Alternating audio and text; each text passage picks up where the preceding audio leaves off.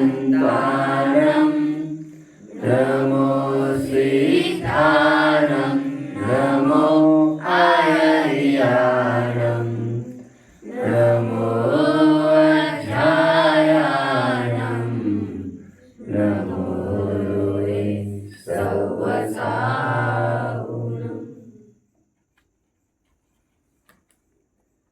मोक्षार्थियों, हमारे अड़ोसी पड़ोसी जिन्हें कभी दीन पतित दलित हीन माना जाता था, वे भी सुधार के नए नए ऊंचे कदम उठा रहे हैं। सभी जन आगे बढ़ रहे हैं। हम कब बढ़ेंगे? आपको पता होना चाहिए, वैदिक ग्रंथों में कैसी कैसी बातें लिखी थी। होम और हवन की बातें आती थी। नरमेध बलि, पशु बलि आदि आदि हुआ करता था। अश्वमेध बलि, जिसमें जिंदा ही घोड़ों को जलाया जाता था, और एक नहीं सैकड़ों। और वेदों में इसका उल्लेख है, होम हवन का। इन हवन कुंडों की ही होली कर दी सुधारकों ने। विचारकों ने यहां तक विचार किया कि क्या औचित है इन यज्ञों का। दूसरों की प्राण आहुति देकर भला हमें क्या मिलेगा? उखड़ गया ये सब बच्चों। अभी ये सब कुछ नहीं रहा। समाज में पहले दहेज प्रथा हुआ करती थी, उखड़ती जा रही है वो भी। देवदासी प्रथा हुआ करती थी बच्चों। पहले जो विधवा नारी होती थी, उसके साथ कई पुरुष भोग करते रहते थे। उखड़ रही है ये भी परंपरा भी। सुधारक आगे बढ़कर सती प्रथा को भी खत्म करने में कामयाब हो गए। वैदिक ग्रंथों में शूद्रों को और नारियों को हीन बताया गया था। ये सब मारन के ताड़न के अधिकारी, ऐसा छंद है उनके इसमें। मतलब महिलाओं का जन्म ही मरने और पिटने के लिए हुआ है। हल्की जात का जन्म ही, शूद्रों का जन्म ही मरने पिटने के लिए हुआ है। कहाँ लिखा है? वैदिक ग्रंथों में। बट आज सुधारकवादी उन्हीं में पैदा होने वाले ये मानने को तैयार नहीं है। ये सब फिजूल बातें। वे उदार चित्त से विचार करते हैं, भला ये बातें सही कैसे हो सकती।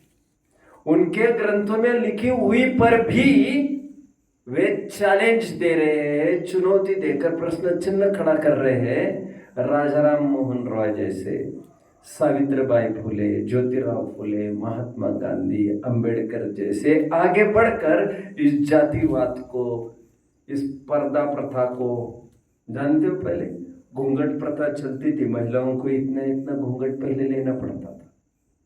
बच्चों, लिटरली वे गिर जाती थी कई बार, उनको आगे का कुछ दिखता भी नहीं था। ये दलदल से निकल कर आज हम आए। सभी जन सुधर रहे हैं, हम कब सुधरेंगे? मोक्षार्थियों, आज मेरा विचार अनछने पानी के त्याग पर बात करने का है। दरअसल लोक में तो ये कहते हैं जल ही जीवन है। मैं थोड़ी अच्छी भाषा में कहता हूं, अनछना जल उनका जीवन है और छना जल हमारा सदाचारमय जीवन है। आप जानते हैं, अनछने पानी के बूंद में असंख्यात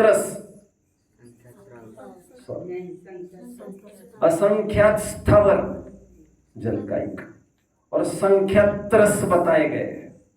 संख्यात रस का तात्पर्य 2 इंद्रिय, 3 इंद्रिय, 4 इंद्रिय, असंगी पंचेंद्रिय और पंचेंद्रिय तक एक बूंद में अनछने पानी के। और इसलिए जैन दर्शन में उसे छानने का विधि विधान है। जगदीश चंद्र बोस ने 36,450 जीव होने का उल्लेख किया था। काफी प्रकरण आपको पढ़ लेना चाहिए। इनके छानने के विधि विधान ग्रंथों में कहे हैं बच्चों। पहले तो मैं ये दिखा देता हूं आपको, 3 लाइन्स पढ़ के दिखानी है मुझे। ज्ञानानंद श्रावकाचार्य का पेज 56 पर हूं मैं। देखो 3 लाइन्स, तुझे अनछना पानी पीना भाता है तो रक्त पीने के समान है। अनछने पानी से स्नान करना लोहू से स्नान करने समान है। रक्त की तुलना में अनछने पानी में बड़ा पाप कहा है, सो रक्त तो निंदनीय ही है, किंतु अनछने पानी के उपयोग करने में असंख्यात आदि आदि ये सब चर्चा चलेगी बच्चा। कितने जीवों का घात होता है। मैं तो एक लाइन पढ़ के दिखाई।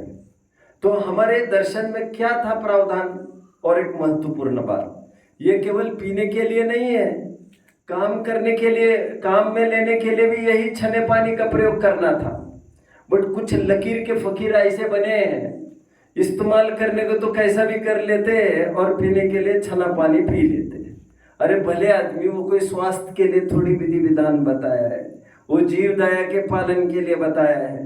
पीने के लिए मुश्किल से 3 लीटर पीते होंगे पानी, लेकिन नहाने धोने कपड़े धोने में उससे 10 गुना 30 लीटर तो कम से कम लगता होगा कि नहीं।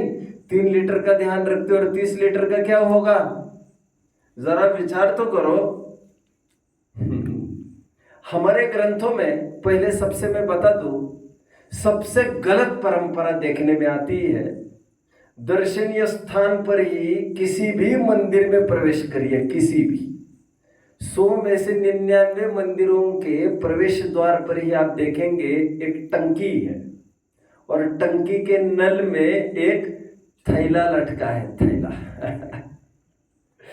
इस थैले का उत्पाद किसने किया, किस दिमाग ने किया, मुझे पता नहीं है। बट मैं आज ये कहना चाहता हूं, इसका कोई उल्लेख हमारे ग्रंथों में नहीं है बच्चों। और धड़ल्ले से विद्वान भरे मंच से इस बात की घोषणा करते हैं। मैंने स्वयं इस बात को सुना है। शीर्ष विद्वान जिन्हें माना जाता है समाज में, वे कहते पाए जाते हैं, जैसे पंच कल्याणक का कार्यक्रम में वे ये कहते हैं, जो भी यात्री यहाँ पर आए होंगे, अतिथि आए होंगे, वे सुबह से लेकर शाम तक अथवा शाम के समय में जितने भी नल लगे हैं यहाँ पंच कल्याणक के आयोजनों में, वे सब थैलियों को उल्टी करे, धोए और फिर से पहनाए। उसमें इतना पुण्य लगेगा, पंच कल्याणक से ज्यादा पुण्य उसमें लगेगा। ऐसे ऐड भी करते, मेरे कानों ने सुना है। और मंदिरों में कहीं भी जाइए आप नल में पाएंगे एक थैली लटकी है। मैं आपको बता दूं बच्चों, हमारे घर में एक भी नल में थैली लटकी नहीं मिलेगी और कभी नहीं मिलेगी। बल्कि कहीं जाते हैं नए कमरों में और वे नई नई थैलियां लगाते हैं, तो हम कहते भैया ये थैलियों को हटाओ। तो क्या करना चाहिए था हमारे मूल ग्रंथों में बच्चों, पानी छानने का विधि विधान कुछ और है। वो इस प्रकार है, कपड़ा लेना है लगभग मान के चलिए 1 मीटर बाय 1.5 मीटर। फिर लगभग मैंने अनुमान कहा, जैसे बाल्टी है जिसमें पानी छानना है, तो बाल्टी का जो डायमीटर है ना, डायमीटर कम से कम उससे 2.5-3 गुना लंबाई और चौड़ाई में वो छन्ना होना चाहिए। ध्यान से सुनो मैं जो कह रहा हूं बच्चों, कपड़ा सूती होना चाहिए, अन्य किसी मटेरियल का नहीं।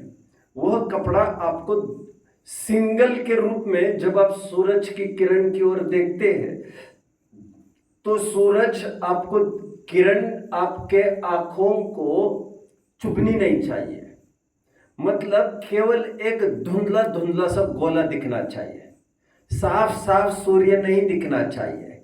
इतना मोटा कपड़ा चाहिए कि मुश्किल से किरण ही आर पार हो रही है सब, और वो भी उजाले की तरफ से मैं बात कर रहा हूं। इतना मोटा कपड़ा चाहिए। इतना मोटा का तात्पर्य क्या है, क्यों होना चाहिए ऐसा? क्योंकि उस कपड़े में पानी जब भी छाने जाएगा तो उसमें रुकना जरूरी होता है। वो पानी यदि उस छन्ने में पानी रुकता नहीं है तो यह समझ लीजिए तरस जीव उसमें छाने नहीं जाते हैं, तरस जीव भी निकल जाते हैं। ऐसा पतला कपड़ा काम का नहीं है। और ऐसा कपड़ा भी दोहरा लेना चाहिए। दोहरा मतलब डबल करना था इसको, डबल मतलब नॉट 2, एक के ही 2 फोल्ड करने चाहिए और फिर बाल्टी पर रखना चाहिए, फिर पानी छानना चाहिए। बहुत आराम आराम से पानी छाना जाता है, जिसमें तरस जीव ऊपर रहते हैं और पानी तुरंत नहीं गिरता नीचे। उसके बाद फिर छने पानी से बिल छानी देने का भी विधि विधान था हमारे यहाँ। तद विपरीत आजकल हो यह रहा है, थैले लटकाए जो जाते हैं वो स्टिचेस वाले रहते हैं, और स्टिचेस में से, हालांकि कपड़े में से ही पानी निकलता रहता है, आधा पानी ऊपर से निकलता रहता है, कुछ पानी जो टाके लगे हैं सिलाई के उसमें से भी निकलता है, और जो थैले लगे हैं वे तो इतने पतले हैं कि वे आगम विरुद्ध तो है ही, और सिंगल कपड़ा तो चलेगा भी नहीं। अब कुछ कुछ लोगों ने क्या किया, उपाय के रूप में छन्नी का प्रयोग करते देखा आपने।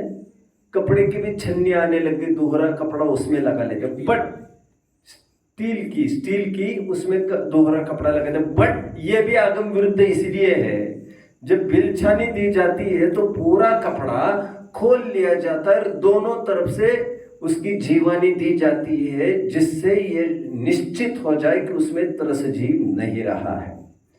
आपको आश्चर्य होगा बच्चों, इस पानी छानने की विधि को नहीं जान के उन लोगों को यह जानना चाहिए कि जैनेतर ग्रंथों में भी एक सुंदर छंद लिखा है, दृष्टिपूतम न्यसेत पादम, दृष्टिपूतम न्यसेत पादम। आंखों को पवित्र करके, दृष्टि को पवित्र करके आपको पैर रखने चाहिए।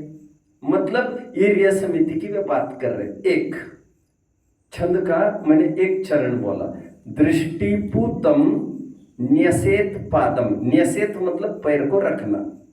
आगे ये कह रहे हैं वस्त्रपूतम जलम पीवेत, वस्त्र से छानकर पानी को पीना चाहिए। जैनेतरों में भी इसका उल्लेख मिलता है। मैंने खनिया दहना में ये देखा है बच्चों, यादव नॉन जैन भी वहां पर घर घर मैंने देखा है, आज से 15-20 साल पहले की बात करता हूँ। घर घर भी वहां पर जो पानी छाना जाता था नॉन जैन के यहाँ भी, वो कोई थैले लटका कर नहीं, हूबहू जैसे अपने छन्ने हैं बड़े बड़े, उसको दोहरा करके ही वे छानते हैं। बिलछाने देते हैं कि नहीं ये नहीं पता मुझे, बट उनके यहाँ भी पानी छानने की विधि मैंने देखी है। तो ये जो गलत परंपरा चल पड़ी है थैले लटका कर पानी छानने की, ये एज गुड एज स्वयं को धोखे में रखना है और एक छल वाली परंपरा इंप्लीमेंट करना है समाज में, जिससे बहुत पाप बंद होगा। इसका कोई विधि विधान जिनवानी में नहीं है। साथ ही और एक बात बता दूं, फ्लश का, गीजर बॉयलर का, बर्नर आदि का, जहां पर अनछने पानी का डायरेक्ट प्रयोग होता है, इन पानियों का प्रयोग वो कर सकता नहीं। आज तक फ्लश भी हमने 20 साल में नहीं चलाया है कहीं भी। पानी छाने बाल्टियों में आज भी बकायदा हमारे बाथरूम में 6 घंटे का, 12 घंटे का, 24 घंटे का अलग अलग 3 वैरायटी के पानी होते हैं जो 6 घंटे के अंदर खत्म होंगे। वे मर्यादा की चर्चा फिर कभी करेंगे। आज तो मुझे केवल इस पर ही फोकस करना था। पानी छानने की परंपरा जो देखम देखी चल पड़ी है थैले लटका कर, वो सरासर आगम विरुद्ध है, जिन शासन की अभिनय है। इसे प्रचारित तो कदापि नहीं करना चाहिए। एक जगह मैंने नोट भी किया था ऐसा, मंगलायतन में कल्पना बहन जी के द्वारा कहे जाने पर वहां पर एक सुधारित पद्धति प्रारंभ हुई थी।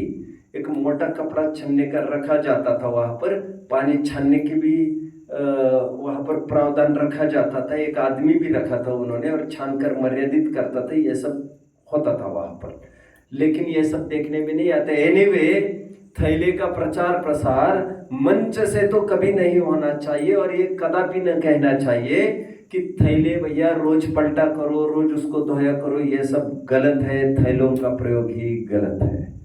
इस प्रकार जो आगम में आई हुई परंपरा है मूल पानी छानने के, हमें उसका आदर करना चाहिए। जो हम देखते आ रहे हैं उस पर विश्वास न करके जो आगम में लिखा है उस पर हमें विश्वास करना चाहिए। ओम नमः।